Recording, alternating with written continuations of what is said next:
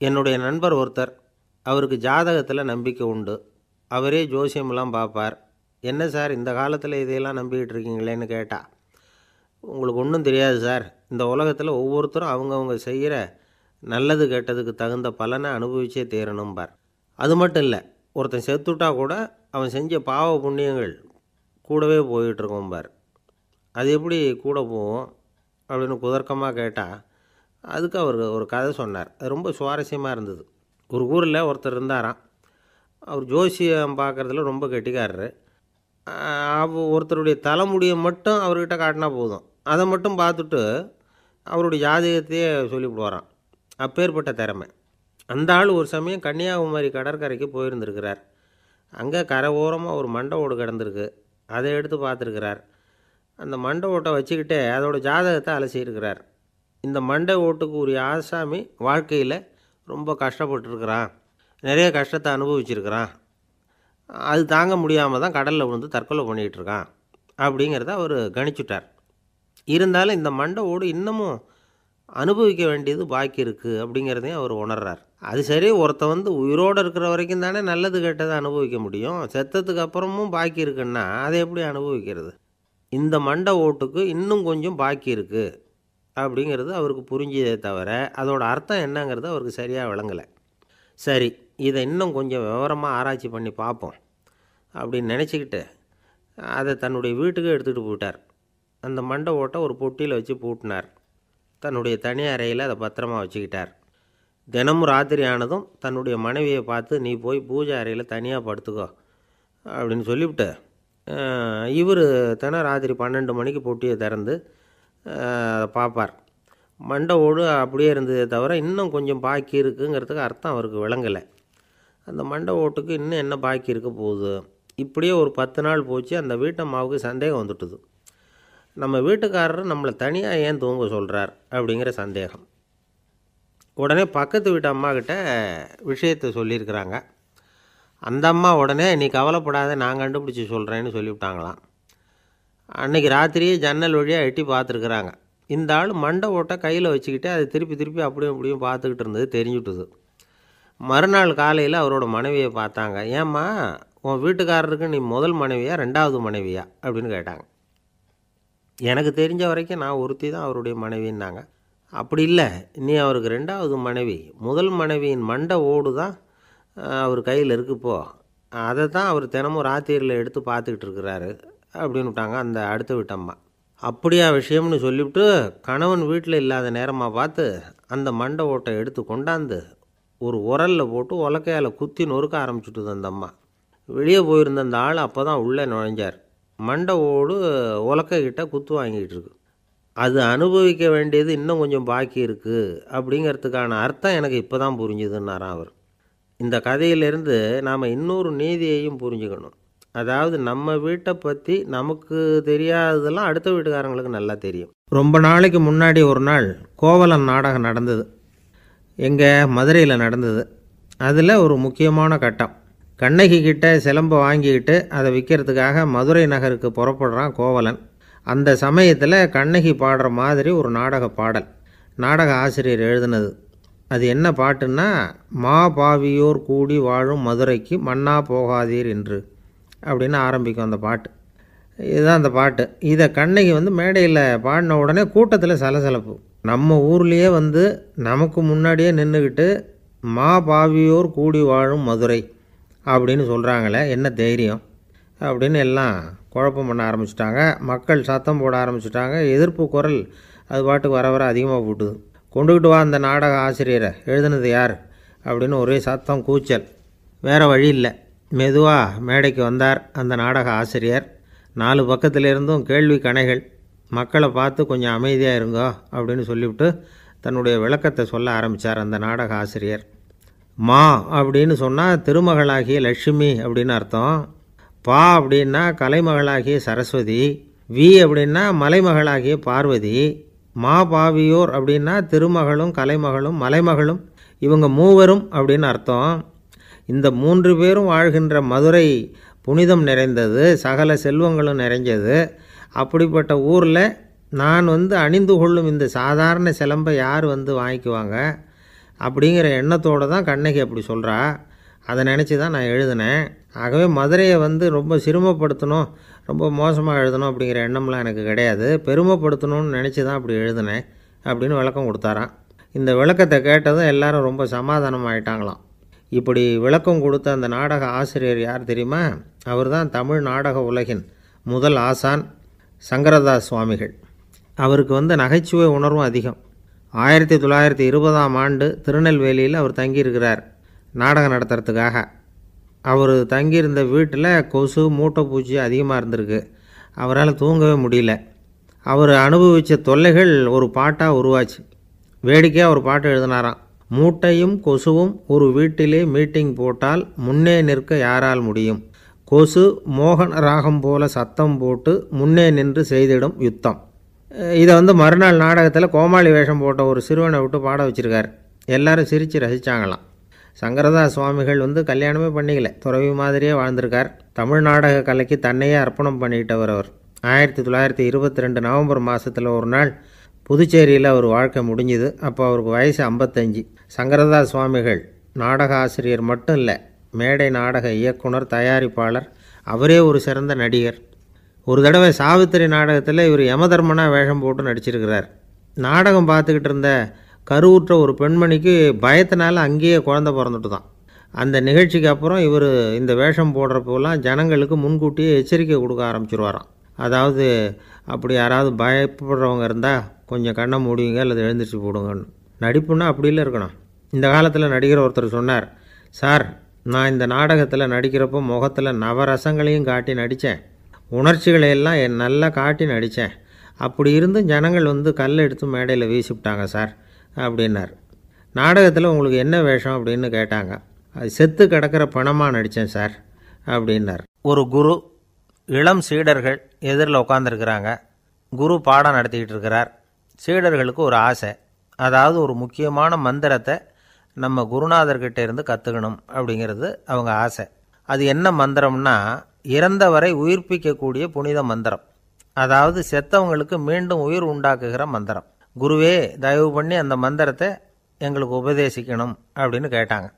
அது ரொம்ப ஆபத்தானது, அது என்னத்துக்கு உங்களுக்கு வேண்டாமேன்னாராம் குரு. எங்களுடைய நம்பிக்கை உறுதிப்படுறதுக்காகத்தான் கேட்குறோம், வேற ஒன்றும் இல்லை அப்படின்னாங்களாம் சீடர்கள். பக்குவப்படாத அறிவுங்கிறது ரொம்ப ஆபத்தானது அப்படின்னாராம் குரு. இது சீடர்களுக்கு புரியல. அது எப்படிங்க பக்குவப்படாத அறிவு ஆபத்தானதுன்னு சொல்கிறீங்க, அப்படின்னா என்ன அப்படின்னு கேட்டிருக்காங்க சீடர்கள்.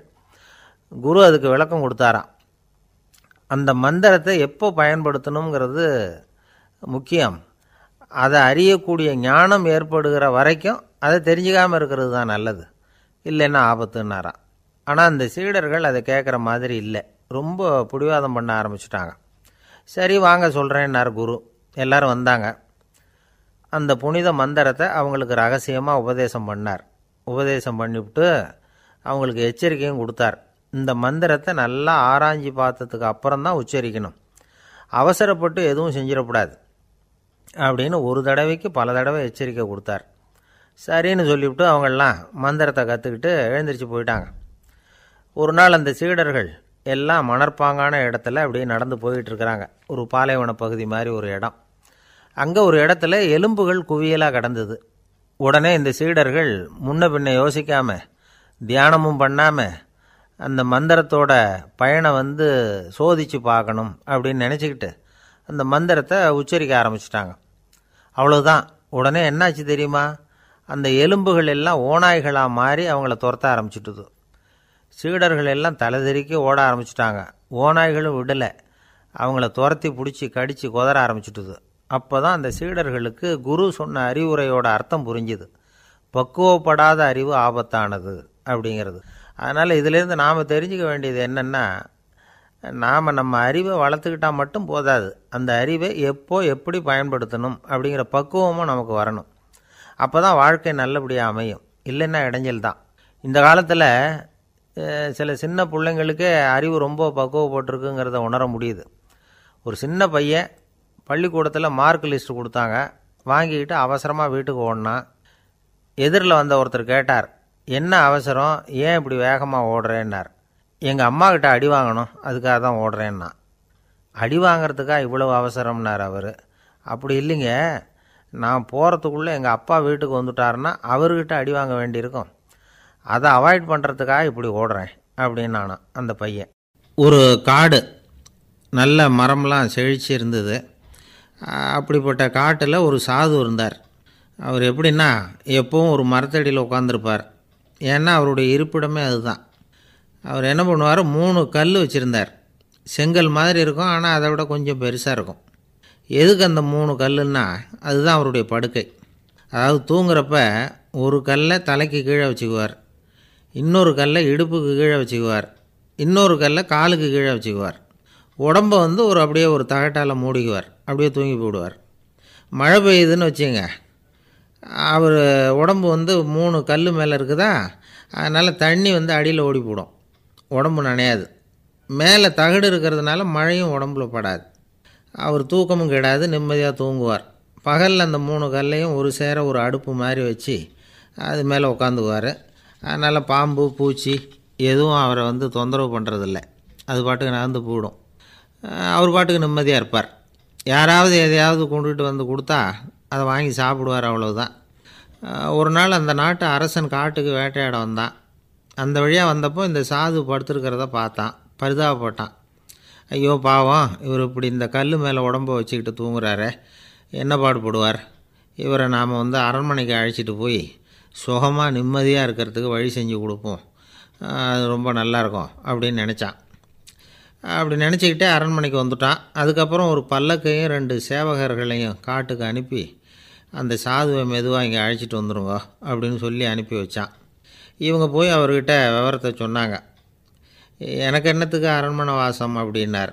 இருந்தாலும் மன்னர் உத்தரவு, நீங்கள் அவசியம் வரணும் அப்படின்னாங்க இவங்க. சரின்னு சொல்லிவிட்டு வேறு வழி இல்லாமல் புறப்பட்டார். புறப்படும் பொழுது என்ன பண்ணார்னா, மறக்காமல் அந்த 3 கல் ஒரு தகடு அதையும் எடுத்து பல்லக்கில் வச்சுக்கிட்டார். என்னத்துக்கு இதையெல்லாம் எடுத்து வைக்கிறாரு அப்படின்னு சொல்லி அவங்க யோசனை பண்ணாங்க.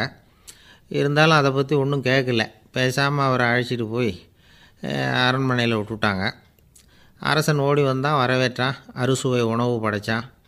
அவர் படுக்கிறதுக்கு தங்க கட்டில், பட்டு மெத்தை, இப்படி எல்லாம் ஏற்பாடு பண்ணி வச்சான். இங்கே படுத்து ஓய்வு எடுத்துங்க அப்படின்னு சொல்லிவிட்டு அவன் பாட்டு போயிட்டான். மறுநாள் காலையில் பார்க்குறான், சாது படுத்துருக்கிறார். எப்படி தெரியுமா, அந்த பட்டு மெத்தை மேலே 3 கல்லையும் வச்சு வழக்கம் போலவே அது மேலே படுத்துருக்கிறார். அதுக்கு மேலே தகடு. அரசன் பார்த்துட்டு அதிர்ச்சி ஆகிட்டான். என்ன சுவாமி இப்படி அப்படின்னா, சாது சொன்னார், எனக்கு தேவையும் இல்லை குறையும் இல்லை, எல்லா இடத்துலையும் எனக்கு ஒரே மகிழ்ச்சி தான் அப்படின்னார். மகிழ்ச்சிங்கிறது தங்க கட்டிலேயோ பட்டு மெத்தையிலேயோ இல்லை, அது மனசில் இருக்கிற ஒரு விஷயம். உண்மையான மகிழ்ச்சிக்கு வழி மனப்பக்குவம் அப்படிங்கிறது அந்த அரசனுக்கு புரிஞ்சுதான். இந்த காலத்தில் ஒரு சாமியார், அவரை தேடி ஒரு சீடன் வந்தான். என்னாச்சு தெரியுமா, சுவாமி எனக்கு நிம்மதி வேணும், அதுக்கு என்ன வழின்னு கேட்டான். சாமியார் நிமிர்ந்து பார்த்தார். அப்புறம் சொன்னார், நீ ஏகப்பட்ட பேர்கிட்ட கடன் வாங்கியிருக்கிற, அதையெல்லாம் திருப்பி கொடுத்தா தான் உனக்கு நிம்மதி கிடைக்கும்னார். இவனுக்கு ஆச்சரியம். அது எப்படி சாமி, அவ்வளவு கரெக்டாக நான் கடன் வாங்கினதை கண்டுபிடிச்சிங்க அப்படின்னா, உனக்கு கடன் கொடுத்து சாமியாராக போனதே நான் தான்ப்பா, அதனால தான் இந்த கதிக்கு வந்தேன். என்கிட்டயே நிம்மதிக்கு வழி கேட்குறியே, அதுதான்டா வேதனை அப்படின்னாராம் அவர். ஒரு தீக்குச்சி தீப்பெட்டியை பார்த்து கேட்டுதான், நாம் 2 பேரும் தானே உரசிக்கிறோம், ஆனால் நான் மட்டும் தீப்பிடிச்சி எரிஞ்சு போகிறேன், நீ அப்படியே இருக்கிறியே அப்படின்னு தான். அதுக்கு தீப்பெட்டி சொல்லியிருக்குது, உனக்கு தலையில் கணம் இருக்குது அதனால் அழிஞ்சு போகிற அப்படின்னு தான். எப்படி இருக்கு பாருங்கள் இந்த பதில். தலையில் கணம் உள்ளவங்க யாருமே சரியாக இருக்க முடியாது. எவ்வளவு பெரியவங்களாக இருந்தாலும் சரி, ரொம்ப கஷ்டம்தான் அது. கர்வம்ங்கிறது கூடவே கூடாது. இதை விளக்கிறதுக்கு மகான் ஒருத்தர் ஒரு சம்பவத்தை சொல்கிறார். அர்ஜுனன் தீர்த்த யாத்திரை பண்ணானா. அப்போது தென்னிந்தியாவுக்கு வந்திருக்கிறான். ராமேஸ்வரத்துக்கு போனப்போ அங்கே இலங்கைக்கு கல்லுலாம் அடுக்கி போடப்பட்டிருந்த பாலத்தை பார்த்தானா. ஒரு சின்ன குரங்கு அதுக்கு பக்கத்தில் விளையாடிக்கிட்டு இருந்திருக்கு. அதை பார்த்துட்டு அர்ஜுனன் சிரிச்சிருக்கான். ஏன் சிரிக்கிறேன்னு கேட்டிருக்கு அந்த குரங்கு. ராமன் மிகச்சிறந்த வில் வீரன், அப்படி இருக்கிறப்போ அவன் இலங்கைக்கு அம்புகளாலேயே ஒரு பாலம் கட்டியிருக்கலாம்.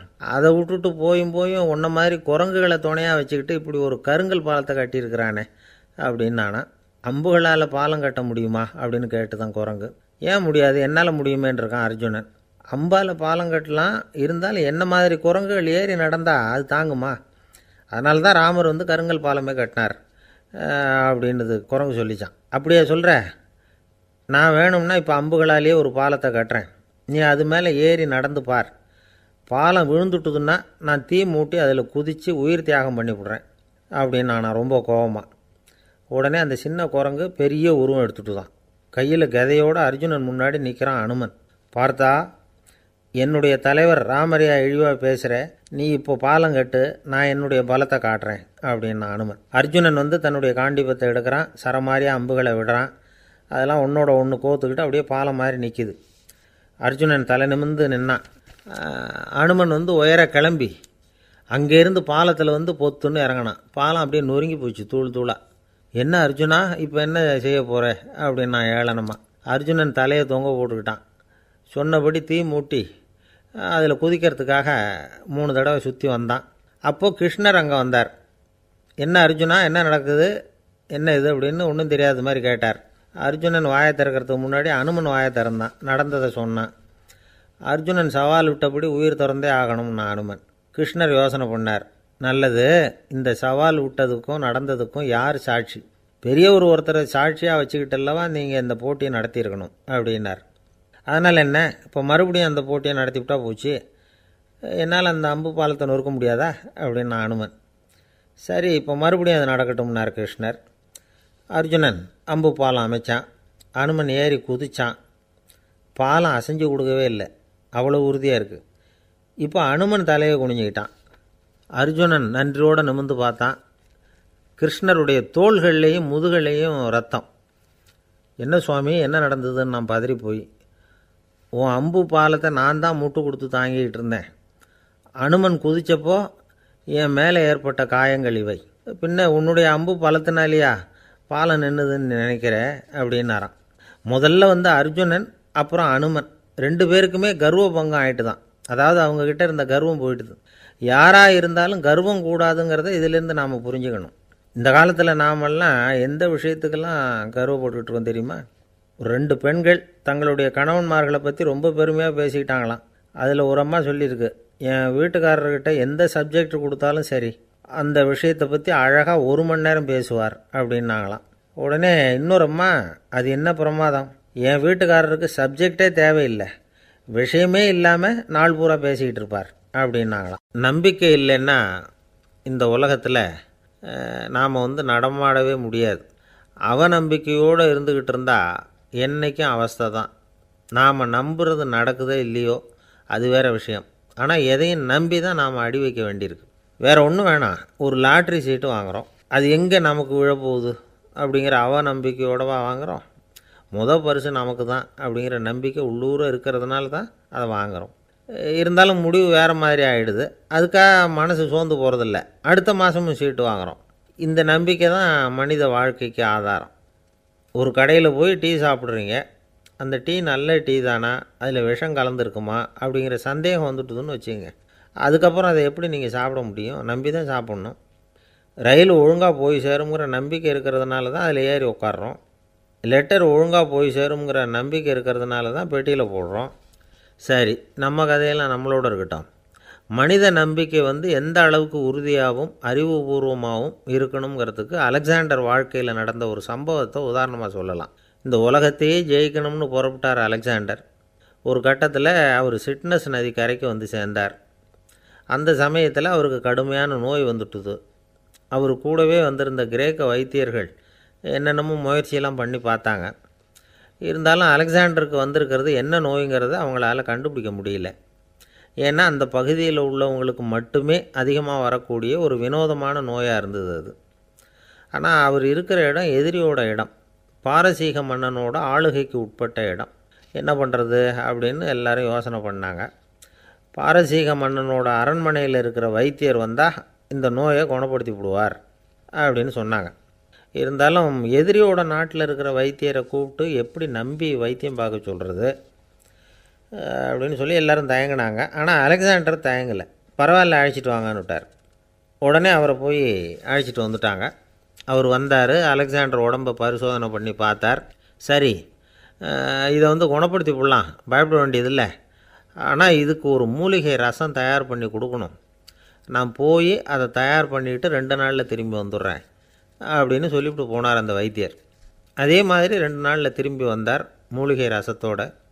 இதுக்கு இடையில் அலெக்சாண்டரோட தளபதிகளில் ஒருத்தர் ரகசியமாக ஒரு எச்சரிக்கை கடிதம் கொடுத்து அனுப்பியிருக்கிறான். அதை வாங்கி என்ன விஷயம்னு பார்த்தார். இப்போ உங்ககிட்ட வந்திருக்கிற எதிரி நாட்டு வைத்தியரை நம்பாதீங்கோ, அவன் கொண்டுகிட்டு வந்திருக்கிற மூலிகை ரசத்தில் விஷம் கலந்துருக்குது அப்படின்னு அதில் எழுதியிருக்கு. அதை பார்த்தார் அலெக்சாண்டர். இருந்தாலும் கொஞ்சம் கூட அலட்டிக்கலை. வைத்தியர் கொடுத்த மருந்தை வாங்கி கடகடன்னு குடிச்சுட்டு அதுக்கப்புறம் அந்த கடிதத்தில் இருந்த விஷயத்தை அந்த வைத்தியர்கிட்ட சொன்னார். வைத்தியர் திகைச்சு போயிட்டார். தன் மேலே அலெக்சாண்டர் வச்சுருக்கிற நம்பிக்கையை பார்த்து அவருக்கு ரொம்ப வியப்பு. வைத்தியர் உண்மையிலேயே நல்ல மருந்து தான் கொண்டுகிட்டு வந்து கொடுத்துருக்கிறார், அதில் விஷம்லாம் எதுவும் கலக்கலை. அதுக்கப்புறம் அலெக்சாண்டர் அந்த வைத்தியரை பார்த்து சொன்னாராம், நம்பிக்கைங்கிற அச்சாணியை ஆதாரமாக வச்சுக்கிட்டு தான் இந்த உலகம் சுற்றிக்கிட்டு இருக்குது.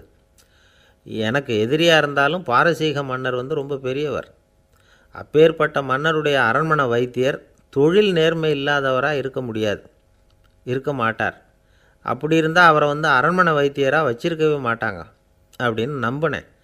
என்னுடைய நம்பிக்கை வீண் போகலை அப்படின்னாராம். இதுதான் மானுட நம்பிக்கைங்கிறது.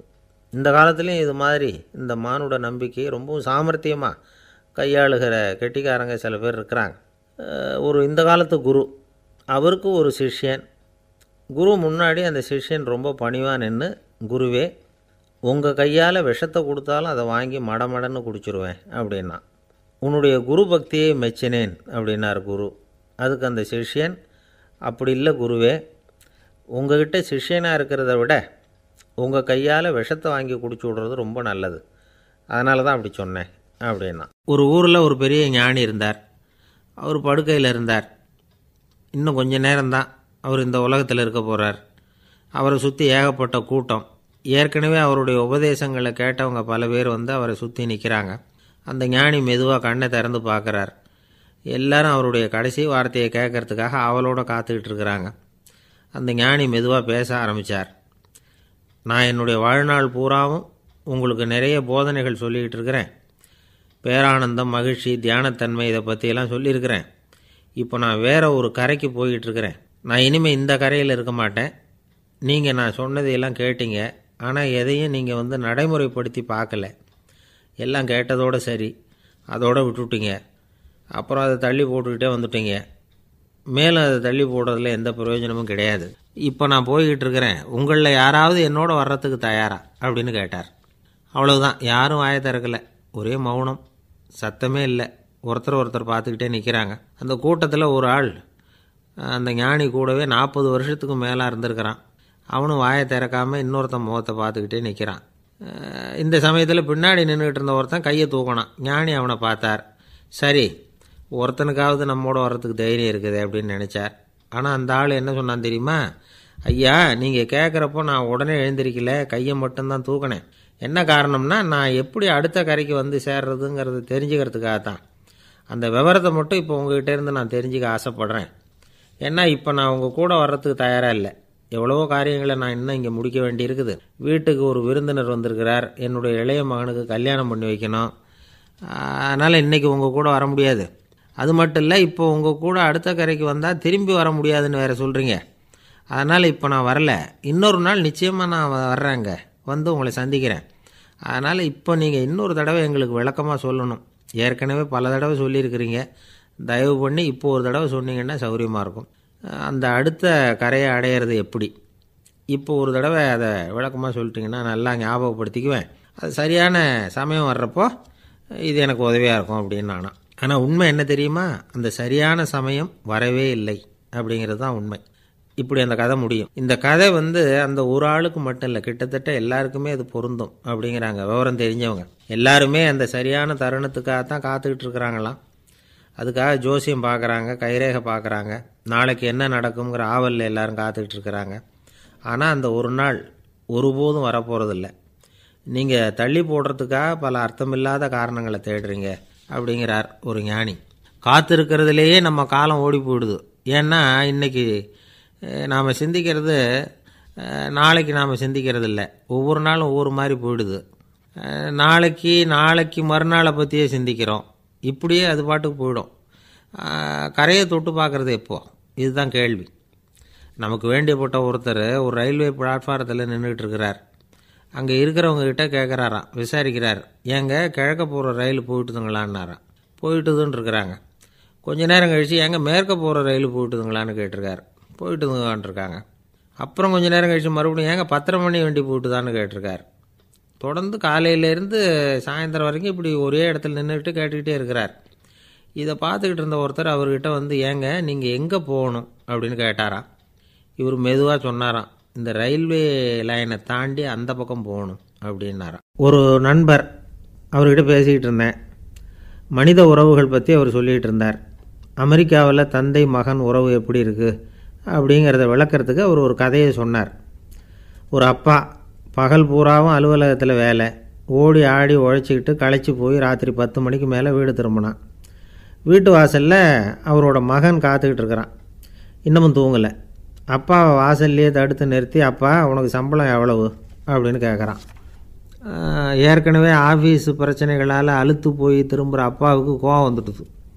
என்னடா இப்படிலாம் கேளுன்னு உங்கள் அம்மா உனக்கு சொல்லி கொடுத்தாளா அப்படின்னு சொல்லிவிட்டு உள்ளே போய் சட்டையை கழட்டி மாட்டிவிட்டு குளிச்சுவிட்டு மறுபடியும் வெளியில் வந்து உடையை மாற்றுகிற சமயம் அப்போ மறுபடியும் மகன் உள்ளே வந்து நிற்கிறான் அவர் முன்னாடியே. அப்பா உனக்கு எவ்வளவு சம்பளங்கிறான் மறுபடியும்.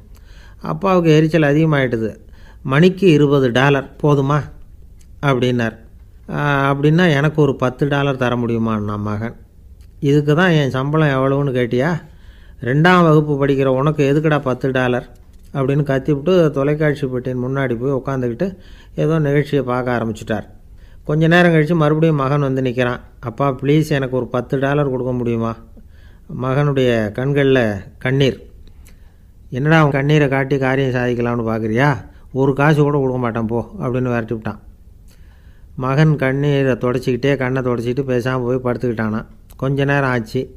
அப்பாவோட கோபம் கொஞ்சம் கொஞ்சமாக குறைஞ்சிது. பிள்ளைகிட்ட கோபமாக கத்துனது தப்பு தாங்கிறது புரிஞ்சுது அவனுக்கு. எழுந்திரிச்சு போனான், படுக்கை இறக்கி போனான். மகனை பார்த்தான். அவன் தலையணையை கட்டி பிடிச்சிக்கிட்டு அழுதுகிட்டு இருக்கிறான். அவனை மெல்ல நெருங்கி அவங்ககிட்ட எதமாக பேசுகிறதுக்கு ஆரம்பித்தானான். எதுக்குடா உனக்கு $10 பள்ளிக்கூடத்தில் கேட்டாங்களா அப்படின்னு கேட்டானான். மகன் சொல்லியிருக்கான், இல்லை டாடி, உனக்கு 1 மணி நேரம் சம்பளம் $20ன்னு சொன்னேன். நீ ஏற்கனவே எனக்கு கொடுத்த பாக்கெட் மணி $10 என்கிட்ட இருக்குது. இப்போ நீ இன்னொரு $10 கொடுத்தீங்கன்னா அதையும் சேர்த்து $20 ஆகிடும். அந்த $20 நான் உனக்கு கொடுத்துருவேன். அப்படி கொடுத்தா நீ என் கூட 1 மணி நேரம் செலவழிப்ப இல்லையா? அதுக்காக தான் $10 கேட்டேன் அப்படின்னு சொன்னானோ. அந்த அப்பா கண்ணு கலங்கி போச்சான். ஆதரவோடு தன்னுடைய மகனை கட்டி பிடிச்சி அழ ஆரம்பிச்சிட்டாராம். இதுதான் நண்பர் சொன்ன கதை. அமெரிக்கா மட்டும் இல்லை, உலகம் பூராவும் இன்றைக்கி மனித உறவுகள் இப்படி தான் மாறிட்டுருக்கு. பெரியவர்கள் அறிவுரை என்ன தெரியுமா? உங்கள் குழந்தைகளிடமிருந்து குழந்தை பருவத்தை பிரித்து விடாதீர்கள் அப்படிங்கிறது தான். அதாவது இன்றைய குழந்தைகள் தங்கள் பிருந்தாவனத்தை இழந்து விடுகிறார்கள் அப்படிங்கிறது அவங்களுடைய கருத்து. இந்த நிலைக்கு நாம் காரணமாக இருந்துடக்கூடாது. குழந்தைகளோட விளையாடுவோம், குடும்பத்தோடு உறவாடுவோம் அப்படிங்கிறது தான் நம்முடைய நோக்கமாக இருக்கணும். இன்றைய உறவு முறைக்கு இன்னொரு உதாரணம் சொல்லுவாங்க. ஒருத்தர் வந்தாராம், அவர் பக்கத்தில் ஒரு சின்ன பையன். நாம் அவரை விசாரிக்கிறோம், யார் இந்த பையன் அப்படின்னா அவர் சொல்கிறார், இவன் எனக்கு தூரத்து உறவு அப்படின்னாராம். இந்த தூரத்து உறவுன்னா எப்படின்னு இருக்கான். இதுக்கு அவன் சொல்லியிருக்கிறான், இவன் எங்கள் அப்பாவுக்கு 8வது புள்ளை அப்படின்னானான். ஒரு ஆசாமி வேகமாக ஓடிக்கிட்டு இருந்தான். ஏன் இப்படி ஓடுறேன்னு கேட்டார் இன்னொருத்தர். அங்கே ஒரு ஆள் அடிபட்டு கிடக்கிறான், அதை பார்த்தேன், உடனே ஓடுறேன்னா. எங்கேன்னு கேட்டார். ஆஸ்பத்திரிக்குன்னா. ஒரு ஆள் அடிபட்டு கிடக்கிறத பார்த்தா உடனடியாக நாம் செய்ய வேண்டியது முதல் உதவி, அதுக்கப்புறம் தான் ஆஸ்பத்திரி. இன்றைக்கி விபத்துங்கிறது சர்வசாதாரணமாக நடந்துக்கிட்டு இருக்குது. வாகன விபத்து, வெடிகுண்டு விபத்து, தீ விபத்து, கட்டடம் சரியறது, பூகம்பம், இப்படி நிறைய நடக்குது. ஒரு விபத்தை பார்த்துட்டா நம்மளில் பல பேர் நமக்கு என்னத்துக்கு வம்புன்னு ஒதுங்கி போயிடுறதும் உண்டு. சில பேர் துணிஞ்சு கிட்ட போய் உதவி செய்கிறதும் உண்டு. அப்படி உதவி செய்ய நினைக்கிறவங்களுக்கு உபயோகப்படுற தகவல் இது. விபத்தில் காயமடைஞ்சவங்களை 3 பிரிவாக பிரிக்கலாமா. முதல் வகை கொஞ்சம் சீரியஸானது, உயிருக்கு உடனே ஆபத்து தரக்கூடியது. மூளை காயம், முகம், கழுத்து காயங்கள், இருதயம், நுரையீரல் காயங்கள், வயத்தில் உள்ளுறுப்பு காயங்கள், அதிகப்படியான இரத்தப்போக்கு, இதனால எல்லாம் பாதிக்கப்பட்டிருந்தால் அது முதல் வகை. அப்படின்னு நாமளே மனசுக்குள்ளே முடிவு பண்ணிக்கணும். இவங்களுக்கெல்லாம் உடனடியாக முதல் உதவி கொடுக்கணும். தாமதப்படுத்தாமல் ஆஸ்பத்திரிக்கு கொண்டுகிட்டு போயிடணும். இப்படி கொஞ்சம் எச்சரிக்கையாக நடந்துக்கிட்டால் அவங்களில் பல பேரை காப்பாற்றி போடலாம். ரெண்டாவது வகை எப்படின்னா, முதல் உதவி விரைவாக கிடைச்சா உயிர் பிழைக்கக்கூடிய மார்பு காயங்கள், கைகால் எலும்பு முறிவு, இடுப்பு முதுகெலும்பு காயம், சீரான இரத்த சேதம், இப்படிப்பட்டவங்களை ரெண்டாவது வகையாக பிரிக்கணும். ஆபத்து இல்லாத சிராய்ப்புகள், சிறு காயங்கள், இரத்த உறைவுகள், இதனால் பாதிக்கப்படுறவங்க மூணாவது வகை. ஒருத்தர் தலையில் அடிபட்டு நினைவு விழுந்துட்டார்னு வச்சுங்க, அவருக்கு வாந்தி வர்றதுனால புறையேறி மூச்சு அடைப்பு உண்டாகும். இப்படி ஆகாமல் இருக்கிறதுக்காக தலையை ஒரு பக்கமாக சாய்ச்சி வைக்கலாம். நாடி துடிப்பையும் இதய துடிப்பையும் தொட்டு பார்க்கணும். அது குறைஞ்சிருந்தாலும் சரி, நின்று இருந்தாலும் சரி, அவர் மார்பை நிமிஷத்துக்கு 80 தடவை உள்ளங்கையால் அழுத்தி இதய துடிப்பை மீட்கிறதுக்கு உதவி பண்ணணும். கழுத்தில் காயம்பட்டாலும் ஆபத்து அதிகம். கழுத்துக்கு அடியில் ஒரு துண்டை மடித்து வைக்கலாம். 2 பக்கமும் சின்ன தலையணை அல்லது துணி மடிப்புகளை வச்சு கழுத்தை அதிகமாக அசையாமல் பார்த்துக்கலாம். முதுகெலும்பு முறிஞ்சிருக்குமோ அப்படிங்கிற சந்தேகம் இருந்ததுன்னா அவரை அதிகமாக அசைய விடக்கூடாது. அதிகமாக அசைஞ்சால் தண்டு இடத்துல பாதிப்பு ஏற்பட்டு கை கால் விளங்காமல் போயிடும். அவரை ஒரு கனமான போர்வை இல்லைன்னா பாயில் படுக்க வச்சு 4 பேர் மெதுவாக தூக்கி மருத்துவ உதவிக்கு அனுப்பி வைக்கலாம். கையெலும்பு முறிஞ்சிருந்தால் முறிஞ்ச பாகத்தை உடம்போடு சேர்த்து அசையாமல் கட்டி போடலாம். கால் எலும்பு முறிஞ்சிருந்தால் மற்ற காலோடு சேர்த்து கட்டி போடலாம். முறிஞ்ச பாகம் தொங்காமல் பார்த்துக்கணும். அப்போ தான் வீக்கம் உண்டாகாமல் இருக்கும். வெட்டு காயம், குண்டடிப்பட்ட காயம், இதிலெல்லாம் ரத்தப்போக்கு அதிகமாக இருக்கும். ரத்தம் வெளியேற ஆபத்து அதிகம். சுத்தமான துணியை பல மடிப்புகளை மடித்து காயத்தின் மேலே வச்சு அழுத்தமாக ஒரு 10 நிமிஷம் பிடிச்சிக்கணும். ரத்தம் நின்ன உடனே காயத்துக்கு கட்டு போடலாம். சில சமயம் காயம்பட்ட பாகத்தை உயரமாக தூக்கி பிடிச்சிக்கிட்டா தான் ரத்த கசிவு நிற்கும். இந்த விவரங்களையெல்லாம் கொஞ்சம் மனசில் வாங்கி வச்சுக்கிட்டோம்னா சமயத்தில் உதவும். ஏன்னா இந்த காலத்தில் விபத்து எந்த ரூபத்தில் எப்போ வரும்னு யூகிக்கவே முடியல. நண்பர் ஒருத்தர் சொன்னார், நேற்றுக்கு பாருங்கள் சார், என் கண்ணு முன்னாடியே ஒரு சின்ன விபத்து நடந்ததுன்னார். என்னன்னு விசாரித்தோம். ஒரு பஸ்ஸில் வந்துக்கிட்டு இருந்தேன். அந்த பஸ்ஸில் பின்பக்கம் படி ஓரமாக நின்றுக்கிட்டு இருந்த ஒருத்தர் ரோட்டில் விழுந்துட்டார். டிரைவர் அதை கவனிக்கலை, நிறுத்தாமல் அவர் பாட்டுக்கு போகிறாருன்னார். கண்டக்டர் உடனே விசில் கொடுத்து பஸ்ஸை நிறுத்த வேண்டியது தானே அப்படின்னோம்.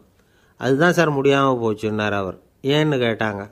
தவறி கீழே விழுந்ததே ஒரு சீன தேசத்து அரசர் இருந்தார். அவருக்கு வயசாயிட்டுது.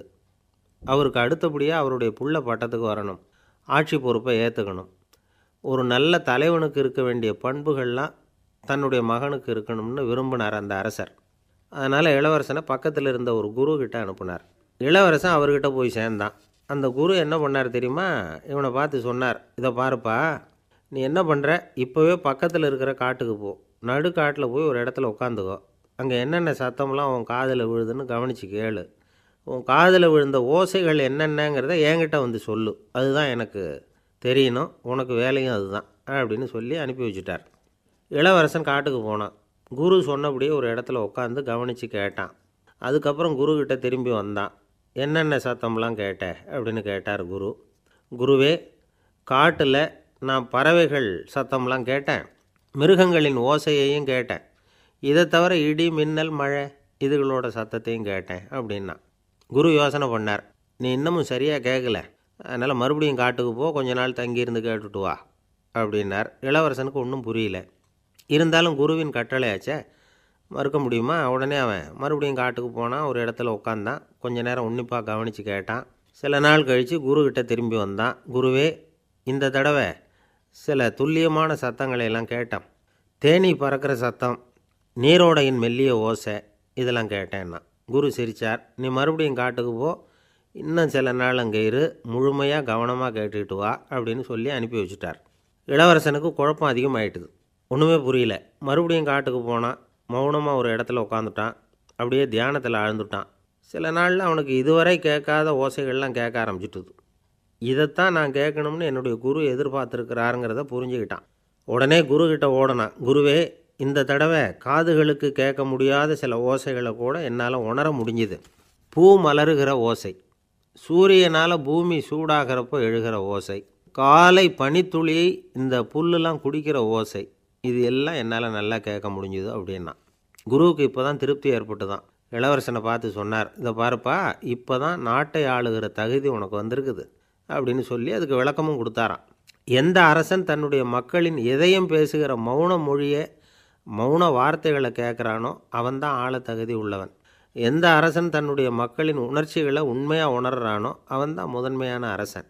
போலி வார்த்தைகளை மட்டும் கேட்டுட்டு பல மௌன ராகங்களை காதில் வாங்கிக்காதவன் அரசனே இல்லை.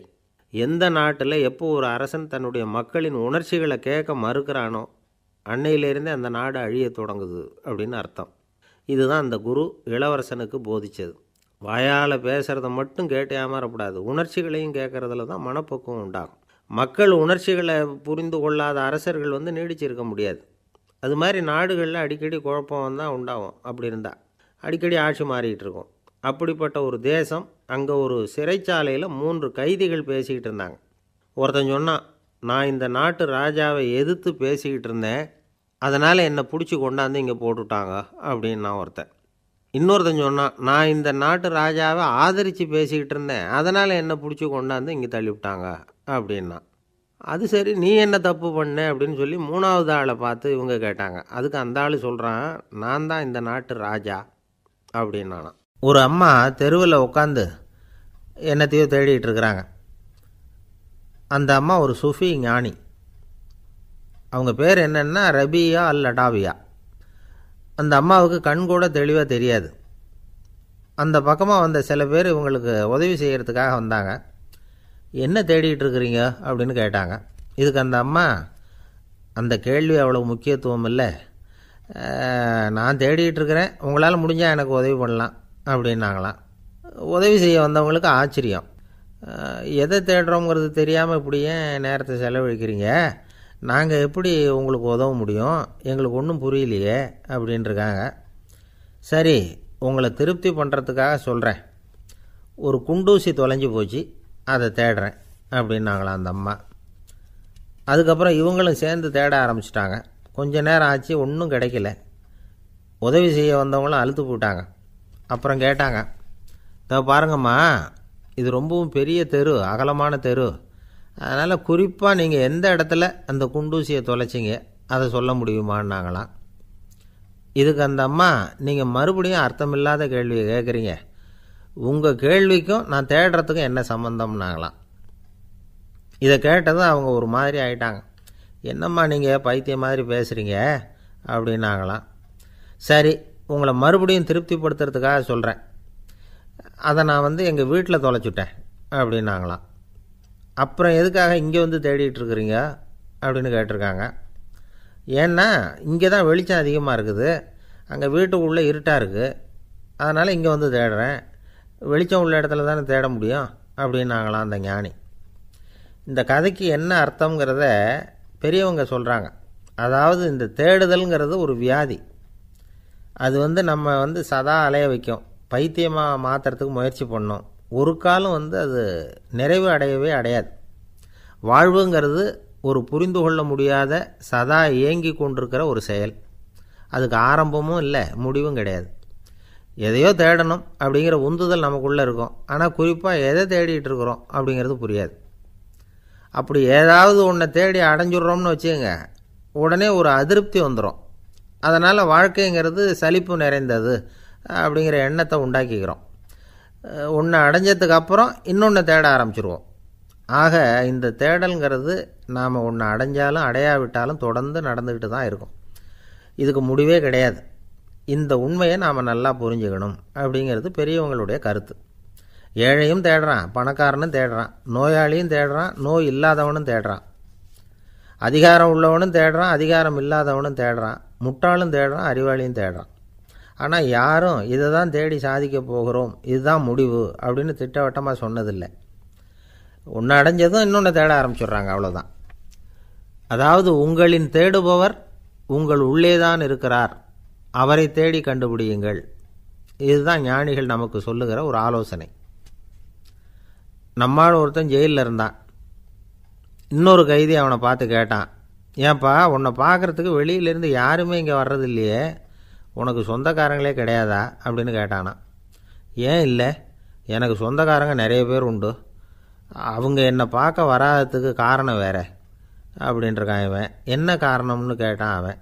அதுக்கு இவன் சொன்னானான், அதுக்கு என்ன காரணம்னா அவங்க எல்லாரும் இங்கே உள்ளேயே இருக்கிறாங்க, அப்படின்னு நான் ஒருத்தர் ஒரு தவறு செஞ்சு விட்றாருன்னு வச்சுக்கோங்க. உடனே நீ செஞ்சது தவறு அப்படின்னு சொல்கிறது ஒரு வகை.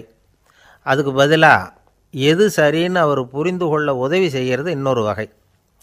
இந்த ரெண்டாவது வகை இருக்குது பாருங்கள், நிர்வாக இயலில் இது ரொம்ப முக்கியம். அலுவலகத்தில் வேலை பார்க்குற ஒருத்தர் முக்கியமாக தெரிஞ்சுக்க வேண்டியது என்ன தெரியுமா? சக ஊழியர்கள்கிட்ட எப்படி பழகணும், மேலதிகாரிகள்கிட்ட எப்படி பழகணும், தனக்கு கீழே வேலை செய்கிறவங்கக்கிட்ட எப்படி பழகணும், வாடிக்கையாளர்கள்கிட்ட எப்படி பழகணும், இவங்க எல்லார்கிட்டையும் செம்மையான உறவை ஏற்படுத்திக்கிறது எப்படி, இதையெல்லாம் சொல்லிக் கொடுக்குற பாடம்தான் இன்டர் பர்சனல் ஸ்கில், திறமையான உறவு அப்படிங்கிறது.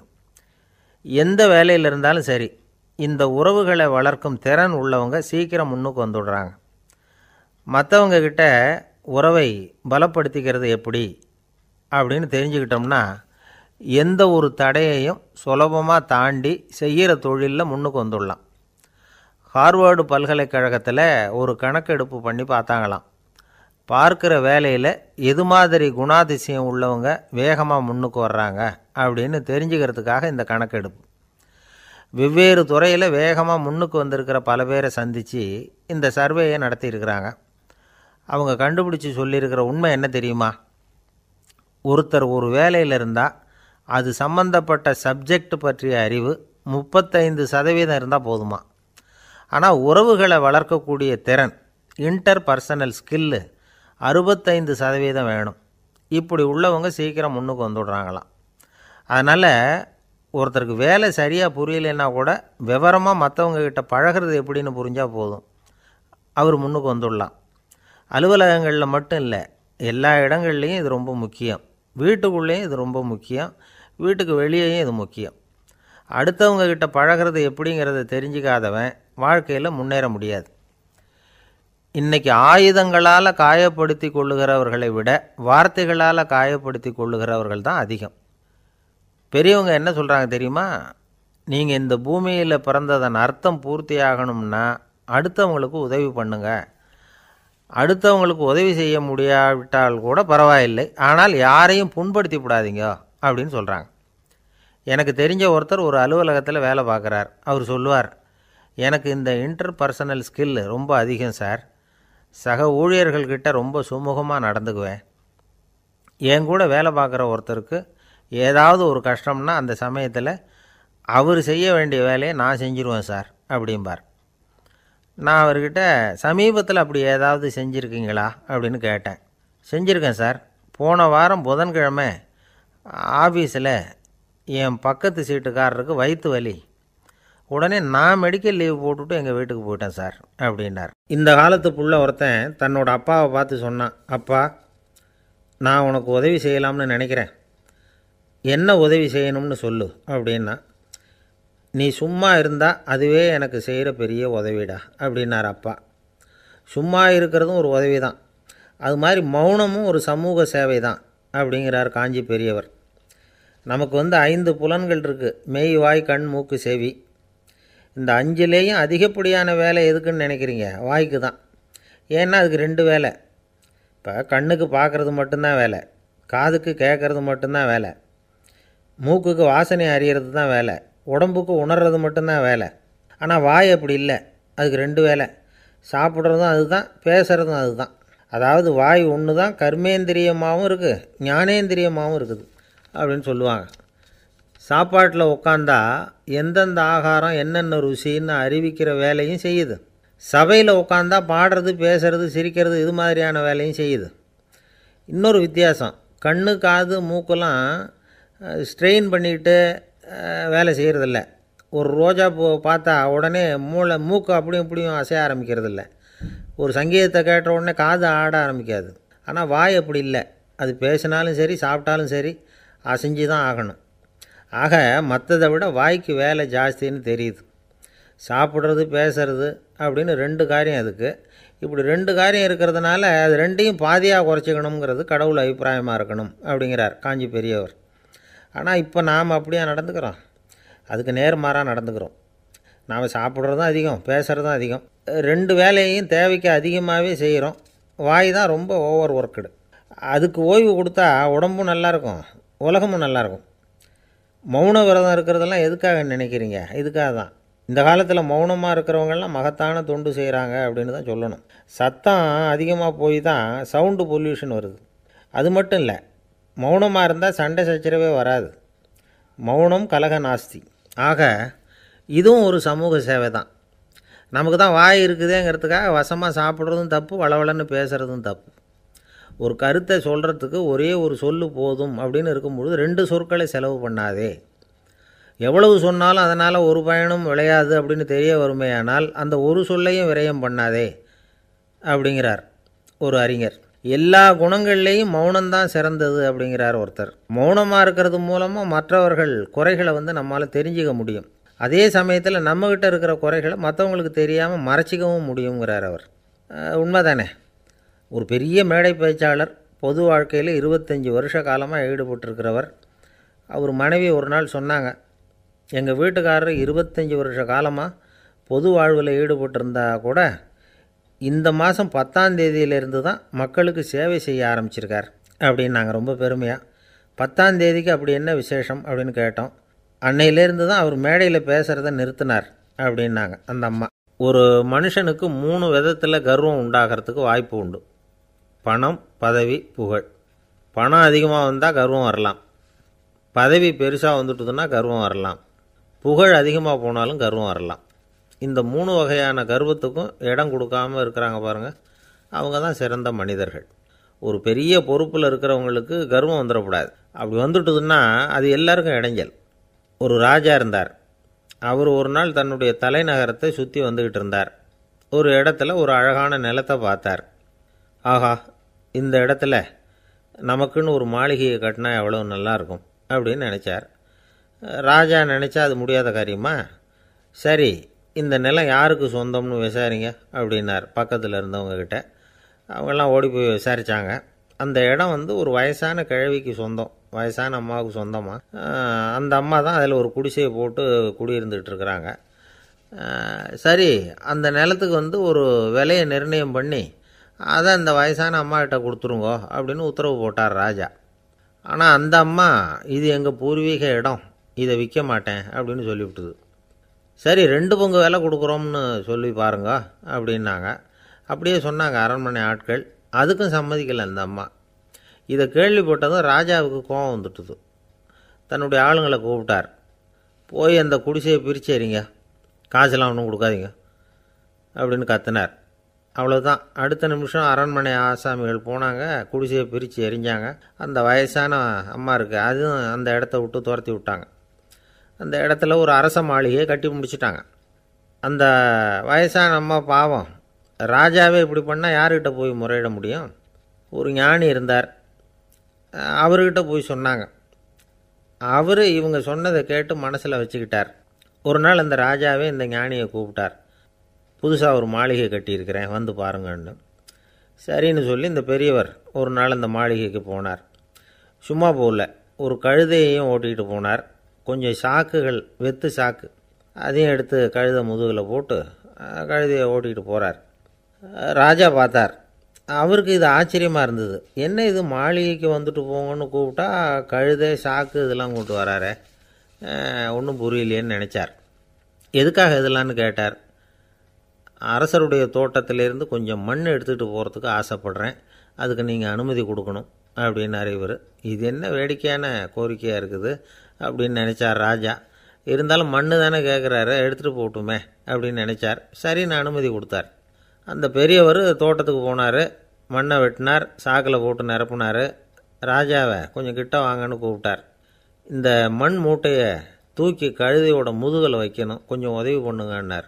ஓ, பண்ணுறேனே அப்படின்னு சொல்லி ராஜா கிட்ட போனார். மூட்டையை தூக்கி பார்க்குறாரு, முடியல, திணறி போயிட்டார். இப்போ அந்த ஞானி பேசினாராம். அரசே, இந்த ஒரு சாக்கு மண்ணையே உங்களால் தூக்க முடியல, அந்த கிழவிகிட்ட இருந்து அந்த அக்கிரமமாக அபகரித்த இந்த தோட்டம் பூராவையும் சுமக்கணும்னு ஆசைப்படுறீங்களே, அது உங்களால் முடியுமா அப்படின்னு கேட்டாராம். ராஜா யோசனை பண்ண ஆரம்பித்தார். தன்னுடைய செயலுக்காக வருத்தப்பட்டாராம். அந்த வயசான அம்மாவை உடனடியாக வரவழைச்சார். தாயே, தப்பு பண்ணிட்டேன், என்னை மன்னிச்சுக்குங்க, இன்னையிலேருந்து இந்த மாளிகையும் தோட்டமும் உங்களுக்கு தான் சொந்தம் அப்படின்னு சொல்லிவிட்டாராம். போகிறப்ப இந்த உலகத்திலேருந்து என்னத்தை எடுத்துகிட்டு போக போகிறோம், அதனால் ரொம்பவும் அலட்டிக்க வேண்டியதில்லை, கர்வப்பட வேண்டியதில்லை அப்படிங்கிறது ஒரு பெரிய உபதேசம். ஒரு பெரிய மனுஷன் சாக கிடந்தார், ரொம்பவும் அழுதார். ஏன் அழறீங்க அப்படின்னு கேட்டாங்க சுற்றி இருந்தவங்க. நான் சாகிறதுக்காக கவலைப்படலை, நான் நம்ம ஜனங்களுக்காக எவ்வளவோ காரியம்லாம் செஞ்சுக்கிட்டு வந்தேன். நான் செஞ்சுக்கிட்டு வந்த சேவையை இனிமேல் யார் செய்ய போகிறாங்க, அது யாரால் முடியும், அதை நினச்சி தான் அழறேன் அப்படின்னாராம். ஒருத்தர் முன்னாடி வந்தார். அதுக்காக நீங்கள் கவலைப்படாதீங்க, உங்கள் சேவையை தொடர்ந்து செய்கிறதுக்கு என்ன மாதிரி இளைஞர் பட்டாலும் தயாராக இருக்குது, இருந்தாலும் எங்கள் கவலை என்னென்னா அப்படின்னு இழுத்தார். என்ன சொல்லுங்கன்னு கேட்டார் அவர். நீங்கள் இது வரைக்கும் என்ன சேவை செஞ்சுக்கிட்டு வந்தீங்க, அதுதான் எங்களுக்கு இன்னமும் புரியாத புதிராக இருக்குது அப்படின்னாராம் அவர். ஒருத்தர் முகத்தை தொங்க போட்டுக்கிட்டு ஒரு மாதிரியாக வந்தார். என்ன விஷயம்னு விசாரித்தேன். என்னுடைய நண்பன் ஒருத்தங்கிட்ட கருத்து வேறுபாடு, இனிமேல் நமக்குள்ளே எந்த சம்மந்தமும் வேணாம்னு நட்பை முறிச்சிட்டு வந்துட்டேன்னா. நண்பர்கள்னு இருந்தால் கருத்து வேறுபாடு வரத்தான் செய்யும்னு. கருத்து வேறுபாடு வராமல் இருக்கிறதுக்கு ஏதாவது வழி உண்டா அப்படின்னு கேட்டாங்க. அதை பற்றி நிபுணர்கள் சில யோசனைகளை சொல்லியிருக்கிறாங்கன்னு. முதல் விஷயம் என்னென்னா, உங்கள் நண்பனுக்கு ஒரு செய்தி சொல்லணும்னா அதை நீங்களே நேரடியாக சொல்லுங்கள், அல்லது உங்கள் கைப்பட கடிதம் எழுதுங்க. அதாவது நேரடி தொடர்பு முக்கியம். அதை விட்டுட்டு இன்னொருத்தர் மூலமாக நண்பர்களுக்கு செய்தி அனுப்புனா நீங்கள் சொல்கிற செய்தி அப்படியே போய் சேராது, அது சேதமாயிடும். கூட்டி குறைச்சி சொல்லிவிடுவாங்க, அது குழப்பத்தில் கொண்டாந்து விட்டுரும். இது ஒரு யோசனை. ரெண்டாவது யோசனை என்னென்னா, நீங்கள் ஒரு நல்ல காரியத்தை செய்யும் பொழுது உங்கள் நண்பரையும் சேர்த்துக்குங்க, அவருக்கும் அதில் ஒரு ஈடுபாட்டை உருவாக்குங்க. மூணாவது யோசனை, நம்ம பக்கத்தில் இருக்கிற நண்பர் மகிழ்ச்சி அடைகிற மாதிரி ஏதாவது செய்யணும். சின்ன சின்ன செயல்களாக இருந்தாலும் பரவாயில்ல, அவர் நமக்கு எதுவும் செய்யலையே, நாம் எதுக்கு செய்யணும் அப்படின்னு நினச்சிக்கிட்டு இருக்கக்கூடாது. நாலாவது யோசனை என்னென்னா, உங்களுக்கு ஒரு பிரச்சனையா அல்லது உங்கள் நண்பருக்கு ஒரு பிரச்சனையா, எதுவாக இருந்தாலும் 2 பேரும் சேர்ந்து உட்காந்து ஆலோசனை பண்ணுங்கள். நம்ம யோசனையும் கேட்கப்படுதே அப்படிங்கிற நினைப்பே அவருக்கு ஒரு மன நிறைவை உண்டாக்குமா. ஐந்தாவது யோசனை, உங்கள் நண்பர் ஏதோ ஒரு காரியத்தை செய்கிறார், நீங்கள் உடனே அவசரப்பட்டு நீ செய்கிறது தப்புன்னு தீர்ப்பு சொல்லக்கூடாது. அவர் அதை செய்கிறதுக்கான நியாயங்கள் எவ்வளவோ இருக்கும், அதை புரிஞ்சுக்கிறதுக்கு முயற்சி பண்ணணும். ஆறாவது யோசனை, உங்கள் நண்பர் என்ன சொன்னாலும் அதை பொறுமையாக கேளுங்க. அவர் சொல்கிறத புரிஞ்சுக்கணும், அவர் சொல்ல விரும்புகிறத புரிஞ்சுக்கணும், அவர் சொல்ல முடியாமல் தவிக்கிறதையும் புரிஞ்சுக்கணும். இப்படி 3 விதமாகவும் அவரை புரிஞ்சுக்கிட்டு அதுக்கு தகுந்த மாதிரி செயல்படணும். ஏழாவது யோசனை என்னென்னா, உங்கள் நண்பர் உங்ககிட்ட ஏதோ ஒரு கருத்தை சொல்கிறார், அது உங்களுக்கு பிடிக்கல, அதுக்காக உடனே நீ சொல்கிறது சரியில்லை, நான் ஒத்துக்க மாட்டேன் அப்படின்லாம் மறுத்துக்கிட்டு இருக்கக்கூடாது. அவர் சொல்கிறத கேட்கணும், பொறுமையாக சிந்திக்கணும், அதுக்கப்புறம் பதில் சொல்லணும். இப்படிலாம் நடந்துக்கிட்டால் நண்பர்களுக்குள்ள கருத்து வேறுபாடு வர்றதுக்கு வாய்ப்பே இருக்காது அப்படின்னு வல்லுநர்கள் தொகுத்து சொல்லியிருக்கிறாங்க இந்த யோசனைகளை. எனக்கு தெரிஞ்ச சில நண்பர்கள் உண்டு, அவங்களுக்குள்ளேயும் கருத்து வேறுபாடுகள் வராமல் இருக்கிறதுக்கு சில நுட்பங்களை கையாளுறது உண்டு. ஒருத்தர் சொன்னார், அந்த டாக்டர் சின்ன வயசுலேருந்து என் கூட பழகினவர், நாங்கள் 2 பேரும் இணை பிரியாத நண்பர்கள், இருந்தாலும் எனக்கு உடம்பு சரியில்லைன்னா நான் அவர்கிட்ட வைத்தியம் பார்த்துக்க மாட்டேன் அப்படின்னார் ஒருத்தர். ஏன் அப்படின்னு கேட்டேன். எங்கள் நட்பு கெட்டுப்போடக்கூடாது இல்லையா, அதனால தான் அப்படின்னார் இவர். ஆஃபீஸை முடிஞ்சு வீட்டுக்கு போகிற சமயத்தில் ஒருத்தர் கடைக்கு போய் ஸ்வீட் வாங்கினார். சரி, வீட்டுக்கு பிள்ளைங்களுக்கு தான் வாங்கிட்டு போகிறார் அப்படின்னு மற்றவங்க நினச்சாங்க. அவர் அப்படி செய்யலை. அந்த இடத்துலையே பொட்டலத்தை பிரித்தார். திருட மாதிரி அப்படியே சுற்றி ஒரு தரம் பார்த்துக்கிட்டார். யாரும் தெரிஞ்சவங்க இல்லைங்கிறத முடிவு பண்ணிவிட்டு அவசரமாக அதை அப்படியே போட்டு முழுகிவிட்டு கையை தொடச்சிக்கிட்டு நல்ல பிள்ளை மாதிரி நடந்து போக ஆரம்பிச்சிட்டார். அவர் யாருன்னா, அவரோட பிரச்சனை எல்லாருக்கும் தெரியாது, சில பேருக்கு தான் தெரியும். அதாவது அவர் உடம்பில் சர்க்கரை இருக்குதுன்னு டாக்டர் சொல்லிவிட்டாராம். அதனால் வீட்டில் சர்க்கரையே இவர் கண்ணில் காட்டுறதில்ல. அதனால் இவர் யார் கண்ணிலையும் படாமல் இப்படிப்பட்ட வேலைகள்லாம் செய்கிறது வழக்கம். யாருக்கும் தெரியாமல் இப்படி ஸ்வீட்டை வாங்கி சாப்பிட்டுட்டு அவர் பாட்டுக்கு போயிடுறது. இப்படிப்பட்டவங்களுக்கெல்லாம் கொஞ்சம் ஆறுதலான தகவல் இன்றைக்கி. அது என்னென்னா, நாம் சாப்பிட்ற சர்க்கரைக்கும் நம்ம உடம்பில் உள்ள சில கோளாறுகளுக்கும் அப்படி என்ன தான் சம்மந்தம் இருக்குது. இதை பற்றி சமீபத்தில் சில ஆராய்ச்சிகள்லாம் நடந்திருக்குது. ஏன்னா சர்க்கரைன்னாவே விஷம் மாதிரி அதை பார்க்குறவங்களும் சில பேர் உண்டு. சின்ன பிள்ளைங்களுக்கு வயத்தில் பூச்சி உண்டாகிறதுலேருந்து பெரியவங்களுக்கு நீரிழிவு வர்ற வரைக்கும் எல்லாத்துக்கும் சர்க்கரை தான் காரணம்னு சொல்லிகிட்டு இருக்கிறோம். ஆனால் அந்த அளவுக்கு பயப்பட வேண்டிய அவசியம் இல்லை அப்படின்னு சொல்கிறாங்க. சர்க்கரை வியாதி, இருதய நோய், பித்த நீர்ப்பை நோய், இதெல்லாம் சில நோய்கள்லாம் நாம் சாப்பிட்ற சர்க்கரைக்கும் தொடர்பு இருக்குன்னு நினைக்கிறோம். ஆனால் அப்படி சம்பந்தம் உண்டுங்கிறதுக்கு போதுமான அளவுக்கு ஆதாரம் இல்லை அப்படிங்கிறாங்க ஆராய்ச்சியாளர்கள். ஒரே ஒரு சம்பந்தம் தான் உறுதியாக இருக்குதான். அதுவும் இந்த பல் சிதைவு அப்படின்னு இருக்கு இல்லையா, அந்த சர்க்கரை சாப்பிட்றதுக்கும் இந்த பல் சிதைவுக்கும் சம்பந்தம் இருக்குது அப்படிங்கிறத மட்டும் உறுதியாக சொல்கிறாங்க. சர்க்கரைன்னா நாம் சாப்பிட்ற ஜீனி மட்டும் இல்லை, பழம், காய்கறி, பால், தேன் இப்படி எல்லாத்துலேயும் அது இருக்குது. கேரட்டு கொடுக்குற சத்தில் 88% சர்க்கரை, ஆப்பிள் கொடுக்குற சக்தியில் 95% சர்க்கரை. இது ஜீனி சர்க்கரை, இது ஆப்பிள் சர்க்கரை அப்படிங்கிற வித்தியாசம்லாம் உடம்புக்கு கிடையாது. ரெண்டுமே உடனடியாக சக்தி கொடுக்குது. ஒரு ஸ்பூன் சர்க்கரையில் 16 கலோரி தான் சத்து இருக்குது. அதிகமாக சர்க்கரை சாப்பிட்டா நீரிழிவு வந்துருங்கிறது தப்பான ஒரு அபிப்பிராயம். டயபெட்டிஸுங்கிறது ஒரு மெட்டபாலிக் டிசார்டர், அவ்வளவுதான். அதாவது நாம் சாப்பிட்ற சர்க்கரையை நம்ம உடம்பு திறமையாக உபயோகப்படுத்திக்க முடியல அப்படின்னு அர்த்தம். அதனால தான் அதிகமாக இனிப்பு வேணாம்னு சொல்கிறோம். ஏற்கனவே உடம்பால் முடியாத ஒன்றை மறுபடியும் அது தலையில் சுமத்தி அதிகமாக வேலை வாங்க வேணாமே அப்படிங்கிறதுக்காக தான். ஆகாரத்தில் அதிகமாக சர்க்கரை இருந்தால் அதனால் உடனே சர்க்கரை வியாதி வந்துடும்ங்கிறதுக்கு விஞ்ஞான ரீதியாக போதுமான ஆதாரம் இல்லை. அதனால் எப்போவாவது அதிகமாக ஸ்வீட்டு சாப்பிட்டுட்டா ஐயோ அதிகமாக சாப்பிட்டோமோ என்ன பண்ண போகுது தெரியலையே அப்படின்னு நினச்சி மனசை போட்டு குழப்பிக்க வேண்டியதில்லை. பொதுவாக எதுவுமே அதிகமாக வேண்டாம், எல்லாம் சீராக இருந்தால் போதும். நீரிழிவுங்கிறது புதுசாக வந்துட்ட ஒரு நோய் இல்லை, ரொம்ப காலமாகவே இருக்கிற ஒன்று தான். நம்ம முன்னோர்கள் இதை மதுமேகம் அப்படின்னு சொல்லுவாங்க. அதை கட்டுப்படுத்துறதுக்கு அவங்களே சில வழிமுறையை சொல்லி வச்சுருக்கிறாங்க. அது என்னென்னா வேறு ஒன்றும் இல்லை, இந்த பாவக்காய், முள்ளங்கி, அருகம்புல், அவ்வளவுதான்.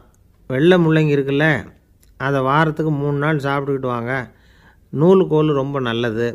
இல்லைன்னா முள்ளங்கி சாறு 1 ounce சாப்பிட்டுட்டு வரலாம். ரத்தத்தில் சேர்கிற சர்க்கரை அளவை இதெல்லாம் கட்டுப்படுத்துது. சிறுநீரில் காணப்படுகிற சர்க்கரை அளவையும் சமநிலைப்படுத்துது.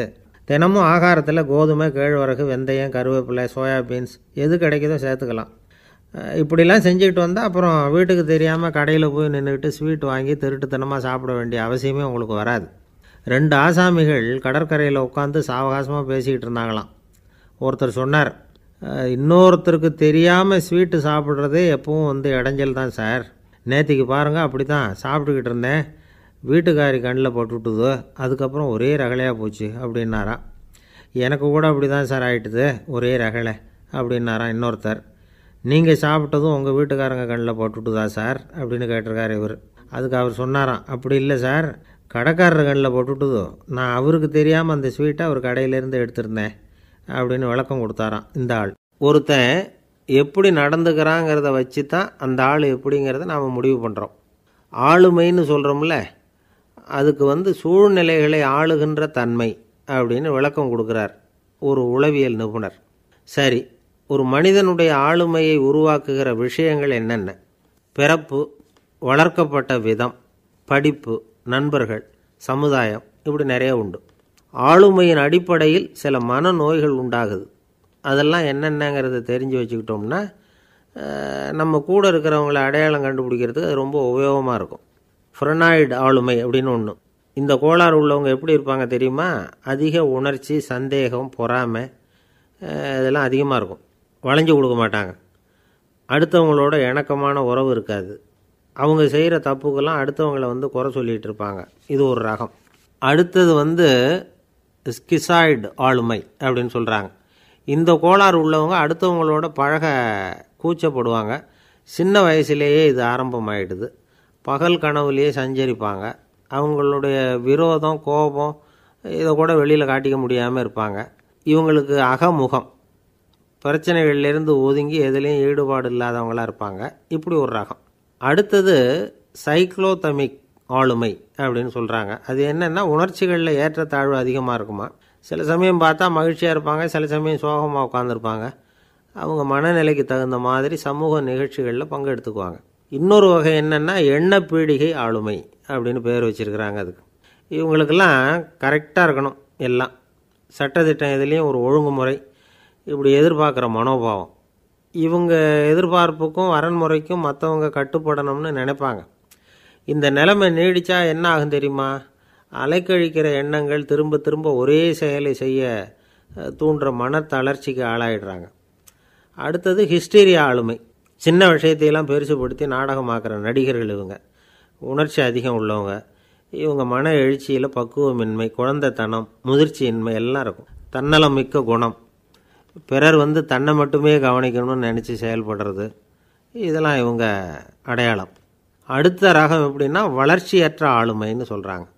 அடுத்தவங்களோட இணங்கி போக முடியாதவங்க, அறிவு, மன எழுச்சி, சமூக உறவு இதில் எல்லாம் போதுமான வளர்ச்சியையும் நிறைவையும் பெற முடியாதவங்க. இவங்களால வாழ்க்கையில் முன்னேற முடியாது. பிச்சைக்காரங்க, குற்றவாளிகள் இவங்ககிட்டெல்லாம் இது மாதிரியான ஆளுமை அதிகமாக இருக்குமா. அடுத்தது என்னென்னா சோர்வுடைய ஆளுமை. எதுலேயும் உற்சாகம் இல்லாமல் சோர்ந்து போயிருப்பாங்க. அதுக்கெல்லாம் நமக்கு வலிமை இல்லைப்பா அப்படின்னு சொல்லிகிட்டு இருப்பாங்க. சின்ன விஷயங்களுக்கெல்லாம் அதிர்ச்சி அடையிறது, வாழ்வின் சுவையை அனுபவிக்க முடியாதவங்க. இன்னொரு ரகம் இது கொதித்தெழும் ஆளுமைங்கிறாங்க. எதுக்கு எடுத்தாலும் ஆத்திரம், குரோதம், வன் செயல் இதிலெல்லாம் ஈடுபாடு இப்படி உள்ளவங்க. நத்தை வகை ஆளுமை அப்படின்னு ஒன்று. அடுத்தவங்க மேலே விரோதம் இருக்கும், அடிக்கணுங்கிற எண்ணம் இருக்கும். ஆனால் அதை அப்படியே வெளியில் காட்டாமல் அதே சமயம் அமைதியான முறையில் வெறுப்பை வெளிக்காட்டுற ரகம். இவங்கெல்லாம் பேசாமல் கம்முன்னு இருந்துக்கிட்டே நினச்சதை நிறைவேற்றிக்கிடுவாங்க. முன்ஜாக்கிரதை ஆளுமை அப்படின்னு ஒரு ரகமாக. பாதுகாப்பின்மை, சந்தேகம், முழுமையின்மை, அறவேக்காட்டுத்தனம் இந்த மனப்போக்கு அதிகமாக இருக்கிறதுனால அகம்பாவம், புடிவாதம், எச்சரிக்கை எல்லாம் அளவுக்கு மீறி இருக்கும். இதுவரைக்கும் நாம் பேசிக்கிட்டு இருந்த ஆளுமை பண்புகள் அளவுக்கு அதிகமாக போயிட்டுதுன்னா ஆளுமை கோளாறுகள் ஏற்படும்.